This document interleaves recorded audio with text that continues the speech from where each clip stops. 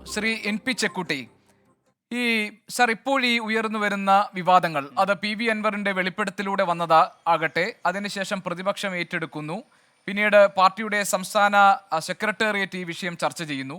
ഇതിനുശേഷം ഗോവിന്ദൻ മാഷ് ചില കാര്യങ്ങൾ പറയുന്നു. അതിനെ തുടർന്ന് വീണ്ടും പി വി അൻവർ പി ശശിക്കെതിരായിട്ട് കൂടി പരാതി നൽകാൻ പോകുന്നു എന്ന് പിന്നീട് മാധ്യമങ്ങളിലൂടെ പറയുന്നു.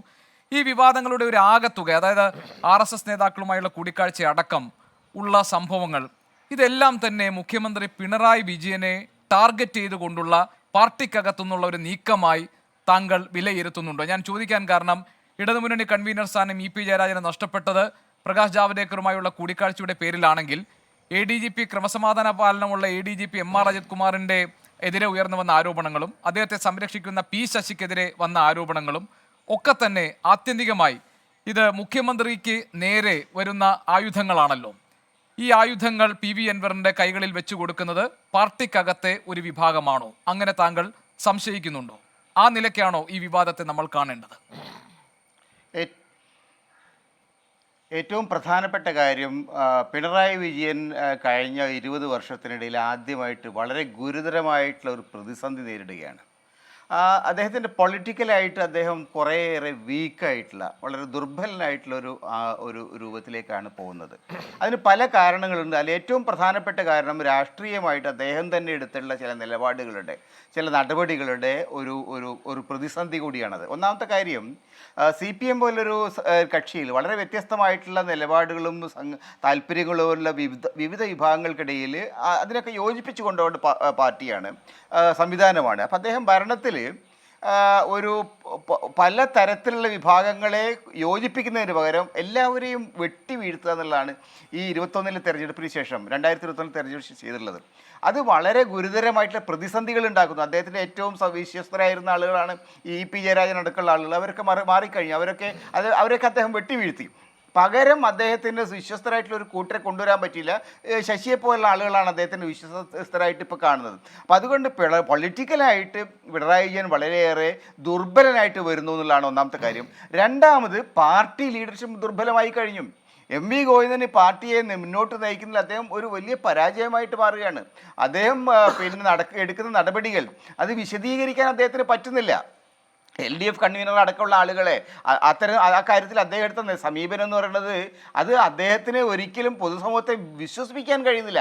എന്തുകൊണ്ട് ഇദ്ദേഹത്തെ മാറ്റി എന്ന് പറയുമ്പോൾ ആ മാറ്റലിന് കാരണമായ തീരുമാനങ്ങളിനകത്ത് ഒരുപാട് അനീതികളുണ്ട്. ഉദാഹരണത്തിന്, അദ്ദേഹത്തിൻ്റെ പ്രവർത്തനം മോശമായി എന്ന് വിലയിരുത്തി. എവിടെ വിലയിരുത്തി എന്നുള്ള ചോദ്യത്തിന് മറുപടിയില്ല. കാരണം അങ്ങനെ ഒരു വിലയിരുത്തൽ ഉണ്ടാകുമ്പം ജയരാജനും കൂടി ഇരിക്കേണ്ട ഒരു യോഗത്തിലല്ലേ അങ്ങനെ ഒരു വിലയിരുത്തൽ പറ്റുള്ളൂ. അങ്ങനെ ഉണ്ടായിട്ടില്ല.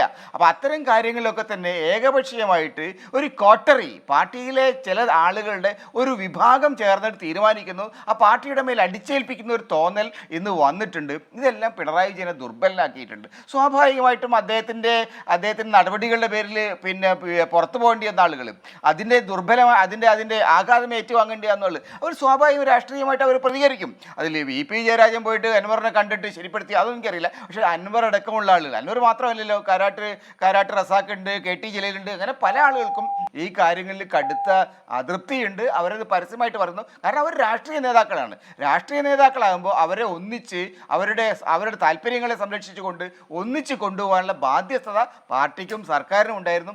അതൊന്നുമില്ലാതെ ഒരു മുഖ്യമന്ത്രിയും കുറേ ഒരു സംഘം മന്ത്രിമാരും, അവരുടെ പേരും അഡ്രസ്സും ആൾക്കാർക്ക് അറിയില്ല, ആ തരത്തിലൊരു സംവിധാനത്തിലേക്ക് ഇത് മാറ്റി എന്നുള്ളതാണ് മുഖ്യമന്ത്രിക്ക് പറ്റിയ ഏറ്റവും വലിയ ജനാധിപത്യം. മാത്രമല്ല, താങ്കൾ പറഞ്ഞതുപോലെ KT ജലീലും മറ്റൊരു ആരോപണവുമായി നിൽക്കുന്നുണ്ട്. പക്ഷേ കാരാട്ട് റസാഖ് താങ്കൾ പറഞ്ഞതുപോലെ ഇപ്പോൾ ആ നിലയിൽ ഈ നിരക്കൊപ്പം ഇല്ല. ഞാൻ ചോദിക്കുന്നത്, ഇവരുടെയൊക്കെ ഈ പരസ്യമായി പിണറായിയെ പ്രതിരോധത്തിലാക്കുന്ന തരത്തിൽ രംഗത്തേക്ക് ഇവരെ കൊണ്ടെത്തിക്കുന്നത് പാർട്ടിക്കകത്തുള്ള മറ്റൊരു സമാന്തര ശക്തിയുടെ സമ്മർദ്ദമാണോ, അല്ലെങ്കിൽ സ്വാധീനമാണോ? അല്ല, സമാന്തര ശക്തി എന്ന് പറയുന്നത് പിണറായി വിജയന് സമാന്തരമായിട്ട് ഇപ്പോൾ ഒരു ശക്തി ആരാ പാർട്ടിയിലുള്ളത്? യഥാർത്ഥത്തിൽ വി എസ് അച്യുതാനന്ദൻ മാത്രമായിരുന്നു അങ്ങനെ ഒരു ശക്തി ഉണ്ട്. അദ്ദേഹം രംഗത്ത് നിന്ന് മാറിക്കഴിഞ്ഞു. പിന്നെ സ്വാഭാവികമായിട്ടും പാർട്ടിയിൽ ഉയർന്നു വരുന്ന ലീഡേഴ്സിൽ ഇ പി ജയരാജനായിരുന്നു മറ്റൊരു സമാന്തര ശക്തി. അദ്ദേഹം ഇപ്പോൾ പരസ്യമായിട്ടൊരു നിലപാടെടുക്കുന്നതായിട്ട് ഞാൻ കാണുന്നില്ല. ഇ പി നിശബ്ദനായിട്ട് ഇരിക്കുകയാണ് ചെയ്യുന്നത്. അതുകൊണ്ട് മാത്രമല്ല അതിൽ എന്തൊരു തരത്തിലുള്ള സമീപനമാണ് അദ്ദേഹം എടുക്കുന്നതെന്ന് ബോധ്യപ്പെടാതെ ഏതാണ് ആരെങ്കിലും ഈ തരത്തിലുള്ള പുതിയ ശക്തികൾക്ക് പിന്നിലുണ്ടോ എന്ന് അറിയാതെ പറയാൻ കഴിയില്ല. പക്ഷേ ഒരു കാര്യം വ്യക്തമാണ്, ഇപ്പോൾ പുതുതായിട്ട് പാർട്ടിയിലേക്ക് വന്ന ആളുകൾ ഇവരൊക്കെ തന്നെ പാർട്ടിക്ക് പുറത്തുനിന്ന് വന്നിട്ടുള്ള ആളാണ്. അത് അൻവറായാലും ശരി, കാരാട്ട് റസാഖായാലും ശരി, കെ ടി ജലീലായാലും ശരി, അവരൊക്കെ മറ്റ് പാർട്ടികളിൽ നിന്ന് അവരെ ഇടതുപക്ഷ രാഷ്ട്രീയത്തിൻ്റെ ഭാഗമാക്കി മാറ്റുന്നതിൽ ഒന്നുകിൽ പാർട്ടി വിജയിച്ചിട്ടില്ല, അല്ലെങ്കിൽ അവരൊരു സംഘടിത വിഭാഗമായിട്ട് മാറി നിൽക്കുന്ന ഒരവസ്ഥ വന്നിട്ടുണ്ട്. എന്തായാലും ശരി, കമ്മ്യൂണിസ്റ്റ് പാർട്ടിയെ സംബന്ധിച്ചിടത്തോളം, സി പി എമ്മിനെ സംബന്ധിച്ചിടത്തോളം അവിടെ രാഷ്ട്രീയമായിട്ട് അവർക്ക് അവരുടെ ആളുകളെ കൂടെ നിർത്തുന്നതിൽ, അവരുടെ കാര്യങ്ങൾ നടപ്പിലാക്കുന്നതിൽ, അവർക്ക് ആവശ്യമായിട്ടുള്ള പിന്തുണ നൽകുന്നതിൽ ഒക്കെ പാർട്ടിയും പരാജയപ്പെട്ടിട്ടുണ്ട്, സർക്കാരും പരാജയപ്പെട്ടിട്ടുണ്ട്. അതിൻ്റെ ഒരു പ്രതികരണമായിട്ടാണ് ഞാനിതിനെ കാണുന്നത്. തീർച്ചയായും ഒരു ഗൗരവമുള്ള വിഷയമാണ്. ഒരു വലിയ വിഭാഗം ആളുകൾ, ഒരു വലിയ വിഭാഗം MLA-മാർ അതൃപ്തരാണ് എന്ന് വളരെ പരസ്യമായിട്ട് തന്നെ ഇപ്പം നമുക്കെല്ലാം ബോധ്യമുണ്ട്. എന്തുകൊണ്ട് അതൃപ്തി എന്ന് മുഖ്യമന്ത്രി പരിശോധിക്കേണ്ടതായിട്ട് വരും, പാർട്ടി പരിശോധിക്കേണ്ടതായിട്ട് വരും, അല്ലെങ്കിൽ ഗുരുതരമായിട്ട് പ്രതിസന്ധിയിലേക്ക് കേരളം പോകും.